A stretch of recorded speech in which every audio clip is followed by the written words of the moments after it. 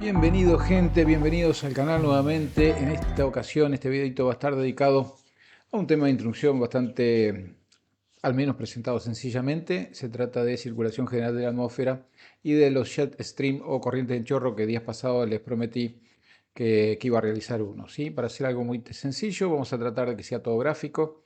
Nada complicado para entender un poquito la dinámica de dónde aparecen las corrientes en chorro y cómo se mueve la atmósfera en el planeta Tierra.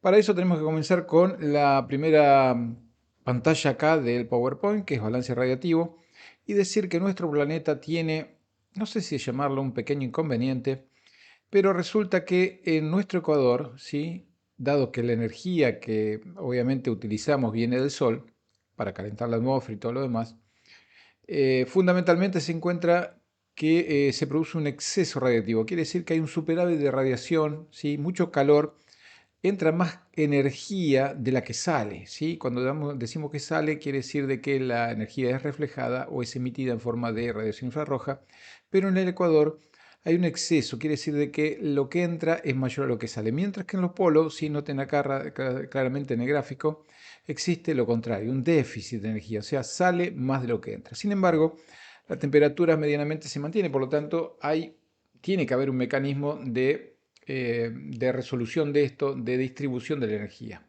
¿sí? Para que el Ecuador no se caliente de forma continua, ni el polo se enfríe, ¿sí? Tan frío que signifique temperaturas por debajo de cero, muy por debajo de cero. En este caso, entonces, existe una manera de que esta diferencia que hay de radiación en el Ecuador con respecto al polo se morigere por medio de dos sistemas fundamentales. Primero son las corrientes marinas, ¿sí? Las corrientes marinas llevan calor desde el Ecuador hacia los polos, la más famosa, la corriente del Golfo, que lleva calor desde el Ecuador, ¿sí? Hacia la zona norte de Europa. Por lo tanto, es una manera de transportar calor hacia la zona fría. La otra, por supuesto, es la atmósfera. Así que todo lo que hace la atmósfera lo hace para restablecer este equilibrio perdido, que dicho sea paso, nunca se alcanza, sino que siempre existe este desequilibrio y por lo tanto la atmósfera tiene sus sentidos y su forma de moverse casualmente para poder intentar restablecer este equilibrio perdido. Así que ya sabemos que existe un desbalance radiativo en realidad y la atmósfera es uno de los participantes en la manera de hacer que esto vuelva a los cánones normales, ¿sí? Que nunca lo logra. Ahora bien, ¿cómo lo hace? Intuitivamente podemos pensar de que si calentamos el ecuador, vamos a suponer de que estamos haciendo la misma experiencia que hacíamos en la secundaria, ¿sí? ¿Se acuerdan seguramente?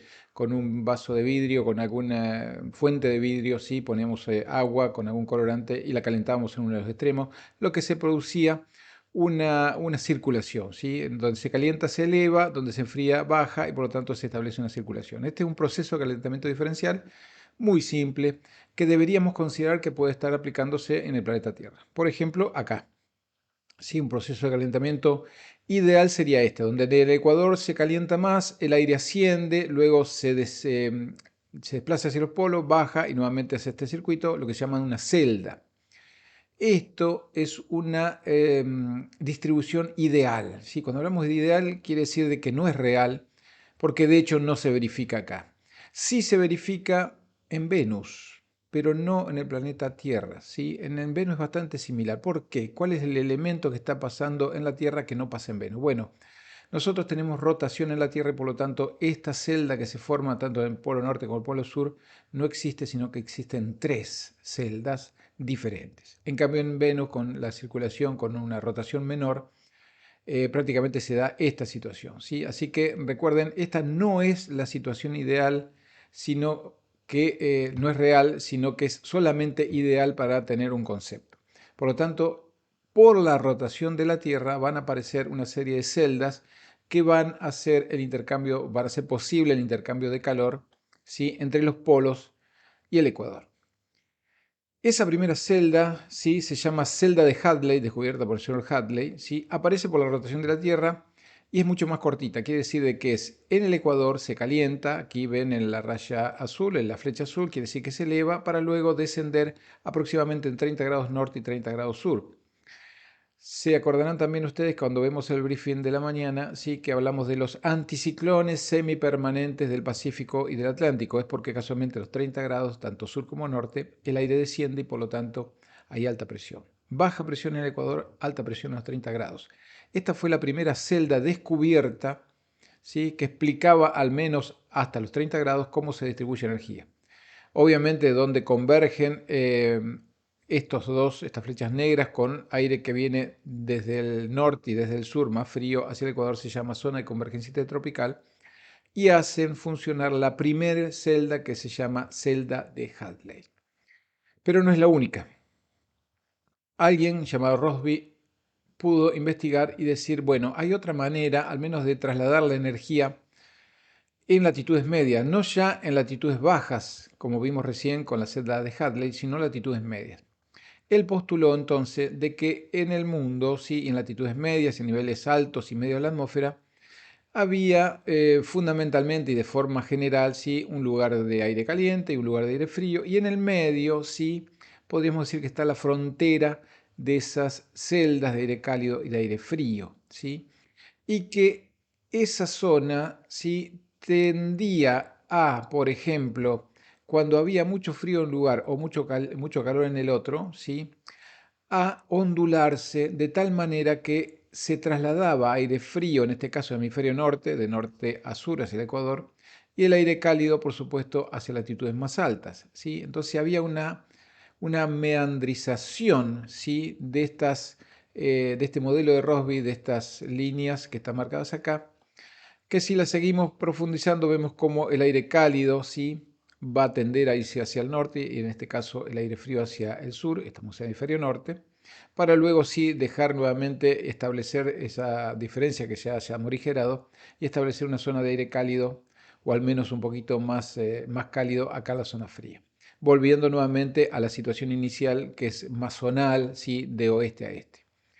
Ahí mismo, ¿sí?, esa zona de diferencia, aparecía una corriente en chorro, una zona de mucho viento que llamó jet stream o corriente en chorro, que es la que se ondula dependiendo de la situación, llevando entonces aire cálido o aire frío, ¿sí?, dependiendo del hemisferio donde estemos, para restablecer el equilibrio. Este entonces es el segundo modelo de redistribución de energía por medio del modelo de Rossby. Y ahí sí podemos ya hablar de circulación general de la atmósfera. Sí, acá vemos al planeta Tierra.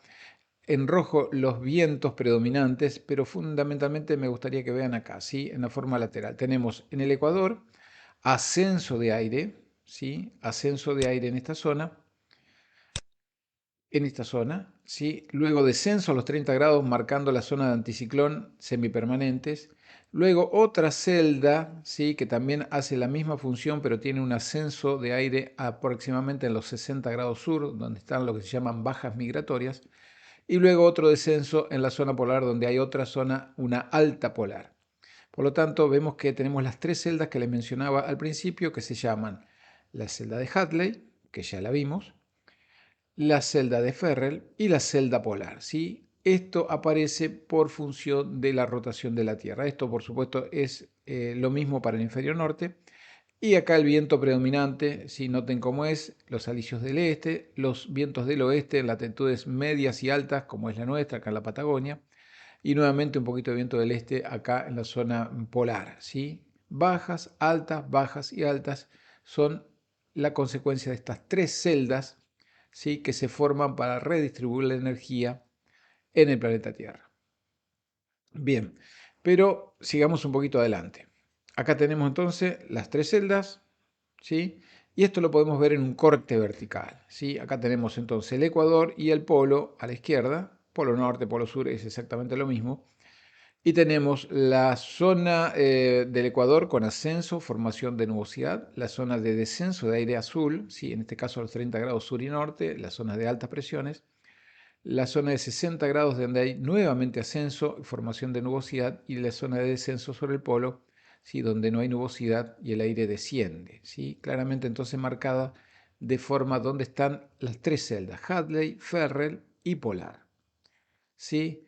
Esta celda, ¿sí?, la celda polar con respecto a la celda de Ferrel, tiene mucho movimiento, sube y baja, ¿sí? Va hacia latitudes más bajas, hay movimientos, mientras que esta celda de Hadley es mucho más estable. Y esto es lo que se llama el frente polar, ¿sí? Entre la celda polar y la celda de Ferrel está el frente frío, ¿sí? Que habitualmente vemos nosotros, ¿sí? Se desplaza también un poco hacia el sur, un poco hacia el norte, dependiendo la época del año, ¿sí? Donde va variando dónde está el frente polar. Así que esto es un corte vertical de cómo está establecido, ¿sí? El sistema de tres celdas que corresponden a la distribución de energía en el mundo. Noten que también la tropopausa es mucho más alta, o sea, la troposfera, sí, que es la primera parte de la atmósfera, es mucho más gruesa sobre la zona ecuatorial, aproximadamente unos 15 kilómetros, mientras que la zona polar no llega a 8 kilómetros. Sí, la tropopausa entonces es mucho más baja en esta región polar que en el Ecuador. Por eso en el Ecuador, noten acá los cumulonimbus, son mucho más altos que en nuestras latitudes medias, y acá es mucho más alto que en el polo, que prácticamente hay pocos y en todo caso sí son mucho más bajos, ¿sí? Bueno, este es entonces el corte vertical de las tres celdas que estamos mencionando. Bien, y también podemos hacer un corte vertical incluyendo ahora los chorros, las corrientes en chorro, que es nuestro tema también. Vean esto, la estratosfera está por encima de la troposfera, que está por acá abajo, por supuesto, y el chorro polar separa una célula templada, ¿sí? Entre templada y cálida, de una fría. La fría es la polar, por supuesto, la templada es la que estamos habitualmente nosotros acá en latitudes medias, la célula de Ferrel, mientras que esta es una celda medianamente cálida y esto es mucho más cálida, y entre ambas, como hay diferencias, empieza a formarse esta corriente en chorro, ¿sí? Una zona de mucho viento, muy intenso, que puede alcanzar los 150 o 200 kilómetros por hora, pero a nivel de la tropopausa, entre 8 y 10.000 metros aproximadamente. Por eso tenemos un chorro polar, un jet stream polar, y un chorro subtropical. El chorro polar es muy móvil, ya que se mueve junto con los frentes fríos. O dicho mejor, el frente frío se mueve dependiendo se mueva el chorro polar, ¿sí? Que está acoplado a las variaciones de Rossby que vimos anteriormente. En cambio, el chorro subtropical es un poquito más estable. Noten también que acá nos está figurando la tropopausa en estos colores violetas, mucho más alta en el Ecuador y más baja en la zona polar. Y las corrientes de chorro bien marcadita en la interacción de ambas celdas, Hadley con Ferrer o Ferrer y la polar, ¿sí? Esta es la corriente en chorro, entonces, que les presento todas las mañanas cuando hacemos el briefing, dónde está esa corriente fundamentalmente. Si hacemos un mapita esquemático, podemos ver que la corriente polar aproximadamente, el jet stream polar, está en la zona más austral, también la zona norte, y la zona subtropical, dependiendo de la época del año, baja y sube. Sí, acá está un poquito más al norte, cuando es verano baja un poquito más hacia la zona de Misiones, Corrientes, el sur de Brasil, la subtropical. Así que tenemos cuatro chorros, dos en el hemisferio sur, dos en el hemisferio norte. Pero si lo vemos más en detalle, ¿sí? Noten que acá tenemos, esto no, por supuesto, no esta escala, acá tenemos el polo sur o la zona más fría y esta es la zona más cálida. Noten en amarillo la tropopausa, cómo varía, acá una tropopausa alta, mientras que tenemos una tropopausa mucho más baja en la zona fría. Y acá tenemos el eje, ¿sí? El corazón del jet, ¿sí? En este caso esquemáticamente 130 nudos. Y acá introducimos el concepto de turbulencia, por eso la importancia de establecer dónde están los jets para la aviación. Por eso muestro la carta de fenómenos significativos, que es donde nos indican dónde están. Y noten que acá, estos en diferentes colores nos marcan las isotacas, quiere decir líneas de igual viento. Y que acá hay mayor gradiente, mayor diferencia de viento en menor espacio. Por lo tanto, en esta zona es donde hay mayor turbulencia. ¿En qué lado? En el lado sur, en el lado frío de los jets, al menos en el hemisferio norte, hemisferio sur, tenemos que en el lado frío se da la mayor cantidad de turbulencia, que ahora vamos a ver un ejemplito. Por eso marcamos por lo general donde está el jet, no va a ser en el mismo corazón donde está la turbulencia más importante, sino en el lado polar, en el lado frío de ese jet. Y también un poco por arriba, ¿sí? Con probabilidad de turbulencias que haya sobre el corazón mismo del jet. Pero por lo general vamos a buscar la turbulencia más importante una vez que hayamos pasado el jet para el lado frío. ¿Se entiende? Y esta tropopausa, por supuesto, acá está lo que se llama ruptura de la tropopausa, producto casualmente de la presencia del jet stream.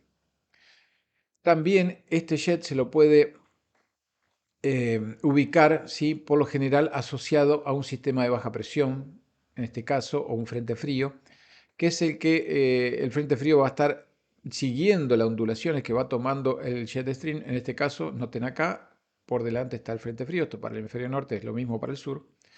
Y acá otro corte vertical que es el mismo concepto, ¿sí? La baja en superficie, el frente frío en esta posición, la corriente en chorro y en el lado polar o el lado frío la zona de turbulencia y un poco por arriba también, mientras que la tropopausa baja considerablemente de un lugar a otro, ¿sí? Así que creo que esquemáticamente es bastante sencillo. Por ejemplo, veamos esto en este momento acabo de sacarlo, vemos que tenemos un jet cruzando por el centro norte de Argentina al norte de Santiago, norte del Uruguay. Y noten acá, en amarillo están marcadas las zonas de turbulencia. ¿Por qué? Porque casualmente es el lado frío, ¿sí? El lado frío de este jet que tiene, acá tenemos dos banderolas y tres líneas, quiere decir que 130 nudos. Acá en el lado frío nos están diciendo que tenemos probabilidad de turbulencia entre 250 y 400, o sea, 25.000 pies y 40.000 pies turbulencia en el lado frío. Acá también, sí, nada más que acá es moderado a fuerte, pero siempre fundamentalmente del lado polar, del lado frío del jet, donde encontramos la zona de turbulencia. En este caso es el jet subtropical, ¿sí? Subtropical. Noten que está a nivel 390, mientras que acá a nivel 280, 320 está el jet polar mucho más abajo. ¿Podemos hacer algo más? Sí. Acá hice un corte vertical. Noten acá, hice un corte entre Resistencia y Rosario para ver cómo se comporta en un corte vertical la realidad. Acá tenemos Resistencia, acá tenemos Rosario, y en un corte vertical, acá tenemos los 10.000 metros aproximadamente. El corazón del jet, sí, está en 125 nudos. Nos había dicho la carta que estaba en 130, así que bastante aproximado. En este caso no hay muchas diferencias de isotacas, por lo tanto apenas, y en la parte sur nos están dando un poco de turbulencia nada más, pero acá está claramente marcado, ¿sí? Noten que, ojo, estos son cientos de kilómetros y acá tenemos 10 kilómetros en la vertical nada más. O sea que es bastante fino, bastante poco profundo en la vertical, ¿sí? El corazón del jet, apenas unos metros nada más. Y algunos kilómetros, ¿sí? De ancho, pero sí de largo, ¿sí? El largo tiene miles de kilómetros, ¿sí? Lo que vimos esto anteriormente, miles de kilómetros de largo. Pero es angostito en la vertical y poquito más ancho aquí. Así que solamente este es el corazón y acá está la tropopausa, ¿sí? Un poco marcada hacia el norte y aquí tenemos una ruptura de la tropopausa. Noten, acá está más alta y aquí está más baja. Por lo tanto, este es el corte vertical de un jet stream. Bien, finalizamos la presentación de PowerPoint y les voy a mostrar esto para finalizar el video, ¿sí? Como en la misma aplicación Windy, en cualquiera de los modelos podemos ver dónde están los jets. En este caso, por ahora en 500 hectopascales, estamos hablando de 5.000 metros, pero más que nada en 5.000 metros quería mostrarles las ondas de Rossby, ¿sí? ¿Se acuerdan que les dije recién que era como meandros, ¿sí? Que hacen que el aire se mueva de norte a sur y de sur a norte? Esta vendría a ser la onda de Rossby aproximadamente. Noten que es bastante desordenada en todo caso. Sí, hay un cierto desorden, pero claramente acá viene aire cálido, ¿sí? En la zona atlántica, y noten acá tenemos aire más frío entrando a todo lo que es Patagonia y centro de Argentina. Lo que está sucediendo hoy, que es jueves 12 de octubre del 2023, tenemos frío para la zona central, casualmente porque Rossby, ¿sí? Nos indicó acá que está ingresando por medio de este meandro aire frío a la zona, ¿sí?